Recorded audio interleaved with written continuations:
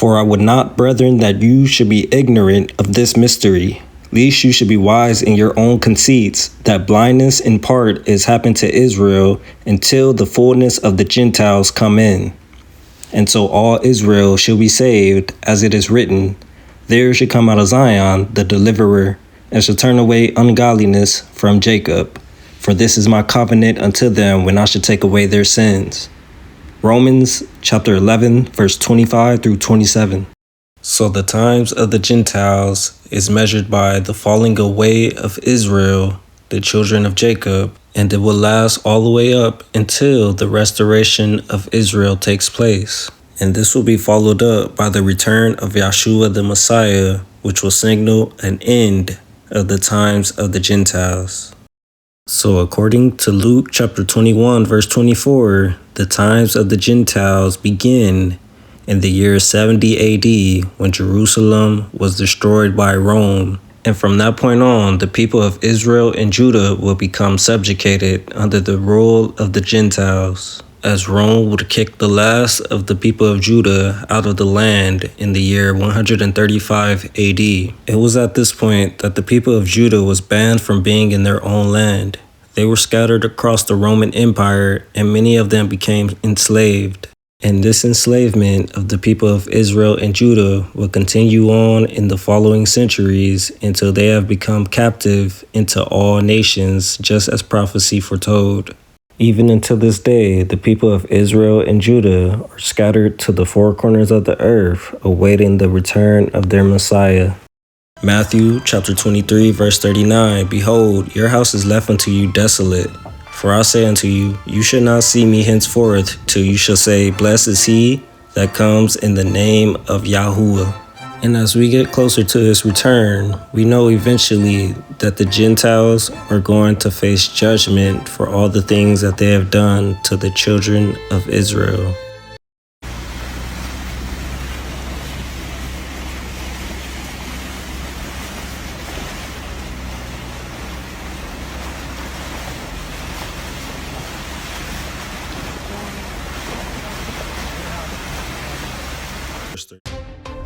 All right, Jamie, appreciate it. Now to some national stories tonight. Multiple severe storms forced evacuations of the National Mall in Washington.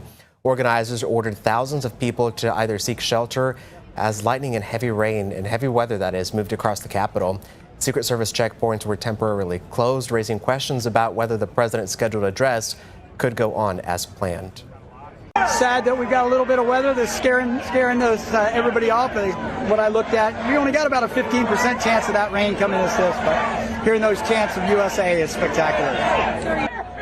Well, those storms also disrupted Independence Day events across the East Coast, canceling some celebrations and delaying firework displays in several major cities. Storms sweeping the nation, turning deadly as more than 100 million cope with dangerous record-high temperatures. In Chicago, torrential rain triggering flash flood warnings as storms pushed through overnight. Drivers stranded on flooded roads. It's never been this bad. I've been here 32 years. One woman and her two dogs died when a tree fell on her mobile home. In New Jersey's Bergen County, a tree falling on top of this house, causing a fire that destroyed the home in River Edge. In nearby Paramus, trees and power lines knocked down as the storm blew through. In New York City, a tree falling on a subway train in the Bronx, injuring the operator. Her injuries, fortunately, not serious. In Oklahoma, lightning making an appearance during Lawson's City Fireworks Show. For your safety, all guests must seek shelter. These penguins may be getting a royal visit, but the other animals in London Zoo are likely more jealous of their aquatic habitat this week, with temperatures in the UK hitting the high 30s again. Britain isn't used to having this sustained level of extreme weather, with little air conditioning and older buildings and homes designed more for heat retention in the winter. Our infrastructure system is definitely built for, 12 degrees, up to 15 degrees maybe, and now you're on the Bakerloo line and it's like 38 degrees. Everyone's looking quite worse for wear. We're going to have to get used to it and start doing more because with climate change and things like that, this is not a one-off anymore. We have this now pretty much every year. Europe is facing a perfect storm, the oldest median population of any continent that's warming faster than any other continent. French officials attributed around 1,000 excess deaths to heat last week. Most of those were elderly people, and there were also over 70 drownings there. According to a European official we spoke to, of all climate-related impacts and hazards, heat is the biggest killer. Last year, heat was more deadly in Europe than gun violence was in the United States. Also, we run out of reserves in about 4 weeks. You know, there are reserves all over the world, and we would really run out. And there'll be a time when you wouldn't be able to get it. And you want to see Bedlam? Also, we run out of reserves in about 4 weeks. You know, there are reserves all over the world, and we would really run out. And there'll be a time when you wouldn't be able to get it. And you want to see Bedlam? What does corn have to do with the Iran war? Well, while everyone's watching oil prices after Iran shut down the Strait of Hormuz, there's something else that might get impacted: fertilizer. The Strait of Hormuz isn't just a major choke point in the energy supply chain. It's also a key passage for nitrogen fertilizers that farmers rely on to grow much of the world's food, like corn. And if farmers can't get their fertilizer in time, you'll feel it at the grocery store. And in many developing countries, it can translate into food shortages and hunger. What starts in the Middle East is quickly moving through the global supply chain. And soon, likely into your grocery bill. From corn, wheat, and soybeans to bread, meats, and more. We're talking about all the crops and all the food products that we consume on a daily basis. At the center of it all, fertilizer. About 1/3 of the world's fertilizer ingredients moves through the Strait of Hormuz. Now, ships only getting through that key route in a trickle, causing a spike in fertilizer prices, with urea a major component at its highest price since 2022. Anything that is grown and that requires fertilizers, which is most of everything that we consume, is potentially affected. Across the world, the ripple effects are going to be quite significant.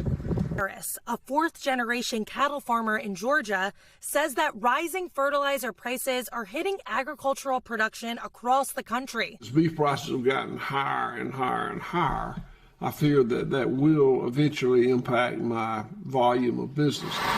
Even before the war, farmers were already under pressure, from rising costs to tariffs and global competition. Last year, 315 farm bankruptcies were filed, up 46% from 2024. The federal government has stepped in with some relief, including $12 billion in aid announced last year. But now, the ongoing conflict with Iran adding another layer of strain. We have had to raise prices, and we continue to raise prices. The latest inflation report from before the war showing beef prices at record highs, up about 15% from last year. As those ripple effects build for farmers and for consumers, the question now, how much more can they afford to pay? Is Putin preparing to widen the Ukraine war? A bombshell report claims the Russian president is rejecting calls for peace and is instead leaning toward further military escalation, now towards NATO bases. The report comes just days after President Donald Trump said peace between Russia and Ukraine was closer than people realize, following separate conversations with Putin and Ukrainian President Zelensky. But sources familiar with the Kremlin's thinking say Putin has no intention of backing down. Just when the world thought the fighting was slowing down, the U.S.-Iran conflict has erupted again. And this time, the battlefield isn't just about missiles, it's about cutting off strategic supply routes. One of the biggest targets, a crucial railway bridge that connects Iran with China and Russia. In the early hours of today, the United States reportedly struck the Og-Teke-Khan railway bridge in Iran's Golestan province using cruise missiles. This isn't just another bridge. It's part of the China-Turkmenistan-Iran rail corridor, a key trade and logistics route that has become increasingly important for both Beijing and Moscow. It is situated on the western outskirts of Akkala in Golestan province on the Inche-Barun-Turkmenistan railway route. The route supports freight traffic as part of China's Belt and Road Initiative and broader Eurasian connectivity efforts. It has served as an important alternative for Iran to move goods, including oil bypasses or sanctions evasion routes, amid maritime disruptions in the Strait of Hormuz. The USS Abraham Lincoln is patrolling a massive American carrier strike group, showing the flag in these tense waters. But you know why this moment is so explosive? Because Iran is not acting alone here. That's right, for the very first time, China and Russia are joining Iran for a joint naval drill. These exercises are not small. They are designed to test coordination of fleet across long distances, anti-ship and anti-air tactic, missile defenses, and drone integration. Essentially a full-scale rehearsal for potential combat without firing a single shot yet.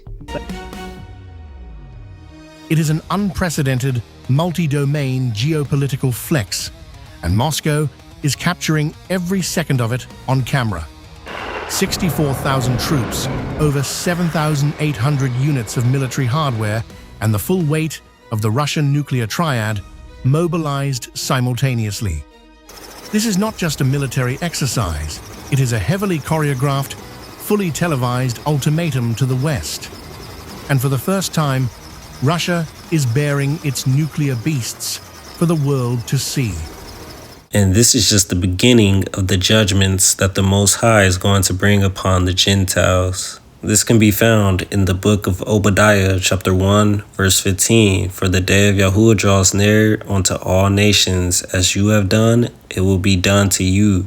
Your dealings will return on your own head.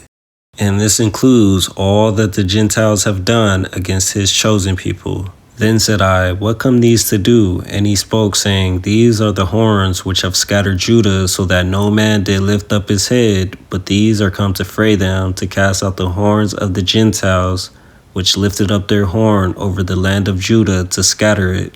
Zechariah chapter 1, verse 21. The Gentiles are not going to go unpunished for all that they have did. Deuteronomy chapter 32 verse 43 says, rejoice, O ye nations, with his people, for he will avenge the blood of his servants, and will render vengeance to his adversaries, and will be merciful unto his land and to his people. So as we get closer to the end of the age of the Gentiles, this is what we should be expecting. We should be expecting judgment.